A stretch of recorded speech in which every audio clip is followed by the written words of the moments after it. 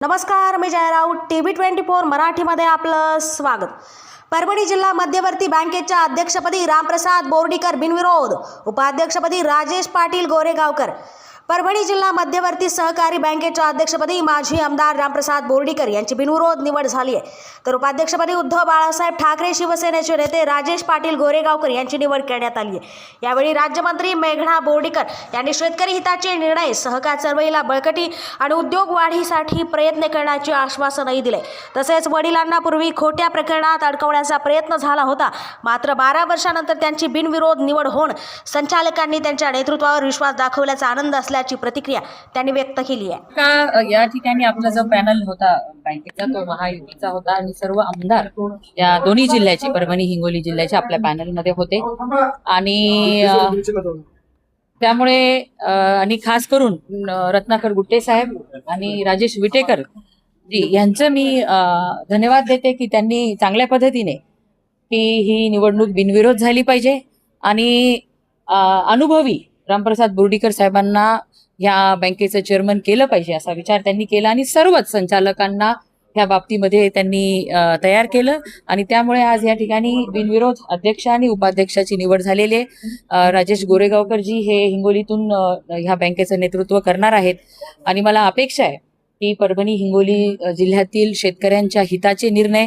आपल्या दोन्ही जिल्ह्यांमध्ये चांगल्या पद्धतीने सहकारी संस्था वाढल्या पाहिजे, सहकाराचं चळवळ वाढली पाहिजे, यासाठी सर्वच संचालक मंडळ सकारात्मक आहे आणि चांगल्या उद्योजक घडवावेत, तरुण महिला यांना उद्योग या ठिकाणी करता यावा, शेतकऱ्यांचं हित जोपासता यावं. जे या बँकेचे सभासद आहेत, जेवढ्या पतसंस्था आहेत, जेवढ्या संस्था आहेत, त्या सगळ्यांच्या कल्याणासाठी यापुढे आम्ही सर्वजण मिळून काम करणार आहोत. आपले वडील 14 वर्षानंतर पुन्हा अध्यक्ष झाले, काय आनंद होतोय. ज्या खोट्या केसमध्ये त्यांना अडकवलं गेलं होतं, आज या ठिकाणी बिनविरोध अध्यक्षांची निवड त्यांची झालेली आहे.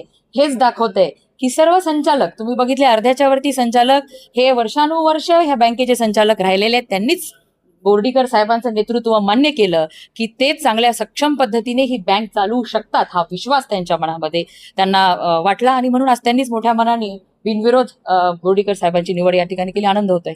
आपल्या माध्यमातून बँकेमध्ये आणखी काय नवीन येणार? मी आताच सांगितलं, सहकाराचं जाळं अधिक सक्षम करण्यासाठी सहकारी संस्था, सहकारी जे काही देशाचे सहकार मंत्री अमितभाई शहा यांच्या संकल्पनेतील आणि मुख्यमंत्री देवेंद्र फडणवीस साहेब यांच्या संकल्पनेतील सहकार चळवळ आपल्या परभणी हिंगोली जिल्ह्यामध्ये आपण या ठिकाणी अधिक भक्कम करणार आहोत.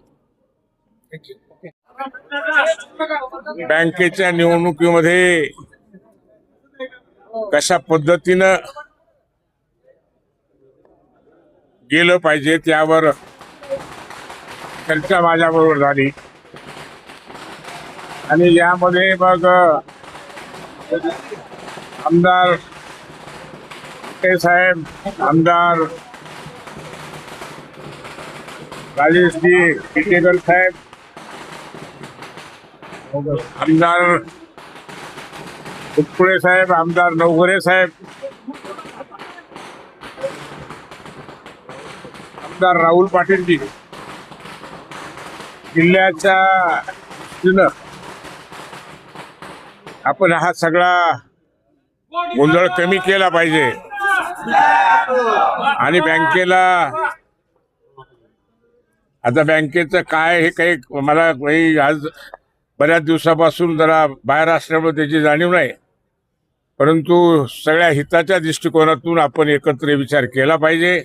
यापुढं एकत्र विचारानं पुढे चाललं पाहिजेत असा एकमुखी निर्णय आमच्या सगळ्यांचा झाला आणि त्यांनीच हे आमचे अध्यक्ष आणि उपाध्यक्षाचे नाव फायनल केलेत. हे करणारे तेच आहेत. आम्हाला फक्त माहीत बी नव्हतं यांच्या बैठका केव्हा झाल्या, यांचा विचार केव्हा झाला, पण या 2 दिवसामध्ये मला सांगितले की तुम्ही कोणतीही भूमिका घ्यायची नाही, आम्ही सांगितलेल्या भूमिकेवरच पुढे चालायचं. ह्या सगळ्या गोष्टीचं, या सगळ्यांच्या निर्णयामुळं आज मी अध्यक्ष आणि राजेश गोरेगावकर हा उपाध्यक्ष झाला, या सगळ्यांचे मनापासून मी आभार मानतो, मनापासून त्यांचं ऋण व्यक्त करतो आणि पुढच्या कामाला सगळ्यांच्या विचारानं सगळ्यांच्या संमतीनं करू हा शब्द या निमित्ताने त्याला घोडेके साहेब, तब्बल 14 वर्षानंतर तुम्ही अध्यक्ष झालात. राजकारणामध्ये या बँकेमध्ये मला वाटतंय 95 पासून आज तगायत या बँकेमध्ये अध्यक्षपदही भूषवलं आणि सतत 35 वर्ष मला वाटते या बँकेचा मी संचालक राहिलो. आणि यावेळेस आत्ताच बोलल्याप्रमाणे आमच्या तर मनी ध्यानी नव्हतं, पण या सगळ्यांच्या आग्रहाखातर सगळ्यांच्या आणि भूमिकेबद्दल मी पुन्हा एकदा त्यांच्या भूमिकेबद्दल मनापासून त्यांचं हे करतो, मनापासून त्याचं धन्यवाद मानतो, त्याचा ऋण व्यक्त करतो की हे आणखी यावेळेस न चर्चा करता सुद्धा आमचं नाव त्यांनी पुढे केलं. आणि पुढे केलं तर निवडणूक कशी झाली याची जाणीव तुम्हाला आहेच. कुठे आता या बाबतीमध्ये इथं काही आता स्पष्ट सांगण्याची गरज नाही, पण गुट्टे साहेब असतील, आमचे इटेकर असतील, यांनी सगळ्याला एकत्र करून सगळ्याला या विचारामध्ये भाग पाडलं, एवढंच या निमित्ताने सांगेल. आणि 14 वर्ष हे काही सांगायची गरज नाही. राजकारणात आम्ही इथं होतो तर आम्हीच आहोत, कमी जास्त राजकारणात चालत असते. माणसाच्या जीवनामध्ये चढ उतार असतोय आणि त्या चढ उतारामध्ये सुद्धा त्याच ताकदीनं त्याला फेस त्याला पुढे जाण्याचं काम जो करतो तो निश्चितच यशस्वी होत असतो. येणाऱ्या काळात बँक आणखी भरभराटीला येईल.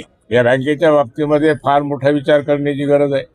त्या बाबतीत काय काय आहे ते आता आपल्याला समजून घ्यावं लागेल.